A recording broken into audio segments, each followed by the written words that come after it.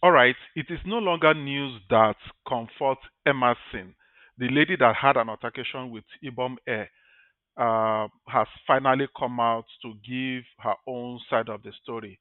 Comfort Emerson, aka Kwam 2, also known as Kwam 2, has come out to give an account of her own side of the story, what transpired, how it happened, how they broke her chain, how they cut her wig, the phone power button was not working, blah, blah, blah. I want you to take a look by yourself and hear what she has to say. God knows that I can never go and poke an elderly woman, somebody that's old enough to be my mom. Poke her. For what? Poke her. It was the pain she inflicted on me, the frontal pain, dragging my gold and everything on the floor. That was the anger. I was so angry. I could not even hold it. That was why I was asking her, why did you do that on the video, the trending video they posted? Why did you do that? Why did you do that? I asked her, why did you? Because you dragging my frontal wig, dragging me, calling me a prostitute at the process. No, I just had to ask her, why did you do that? Why did you do that? That was why I poked her on the video. Why did you do that? So while on that, the whole thing, those guys came inside the aircraft and started surrounding me, and I was like, why? Now dragged me outside. That was when they dragging me from the. You saw how they dragged me from the video. That was what happened. They came inside, dragged me outside, and then at the process, she now dragged my clothes, and the clothes, it was pin on me because it was pin. I thought that was my inner. It was pin on me. The pain of dragging it and. Okay, I'm sure you have seen it for yourself and what she said and the claims that she made and allegations, how the Ibom Air hostess cut her wig, her chain, also how the phone was not working, how the phone power button was not working. But I'm sensing a big lack of communication, indiscipline, and disrespect to customer service, both from the passengers and from the Ibom Air. But I think the Ibom Air has more of the blame. Okay, so I have a couple of questions here for both Comfort and the Ibom Air. So, Comfort, you said your chain was broken, your wig was cut, the phone power button was not working.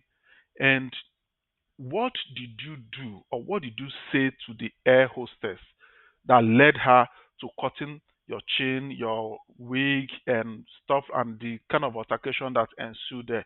And my question to Ibom Air, do you people mean this lady? Do you have her in mind before now that made you to trample on her dignity, expose her assets, her dignity anyhow in the public space? That was so embarrassing. I'm sure this episode has not ended yet because I understand that the Comfort is going to sue, which is normal.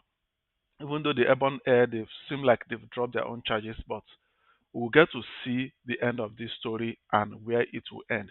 Okay, in another development, there is a video going around about kidnapped seminarians in Edo State. This level of insecurity in Nigeria is becoming heightened and very, very scary, especially when you see investors that are supposed to come from abroad, from outside the country to come and invest. But when they look into what is happening in the country called Nigeria, they become so afraid, so scared that they don't want to come and invest their money in where they cannot even reap the benefit of it. And this is happening at the at the domain of the so-called sheriff in town, the CSO of Edo State, eh, who came out the other day to ban and prevent a particular politician from entering the state, gallivanting and exercising all the powers and authority in banning one person from coming into the state. But he cannot use that same power again now, to fish out all these criminals, all these hoodlums that are committing kidnapping here and there, committing insecurity everywhere, kidnapping people. And so, what temerity does these people have, the audacity that they have to even film the kidnapped victim, post them online, and people are watching, and nobody can track them down and nip them in the bud? This thing is becoming so much, and before we know it, it will take over all the whole of Nigeria, and nobody will be able to run to anywhere. Nobody will be safe. So, Governor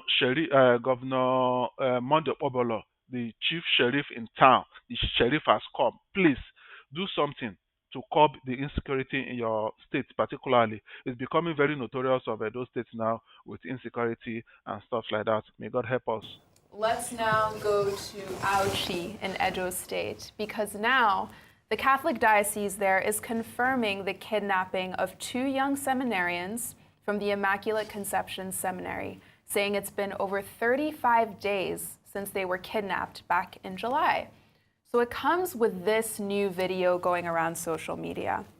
The director of communications of the diocese confirms that these are the same students who were kidnapped and that this video is authentic. You can see them there carrying what looks like human skulls, begging for their release while surrounded by people holding guns. So now the diocese is calling on the state and federal government to do what's needed to bring these children back as soon as possible.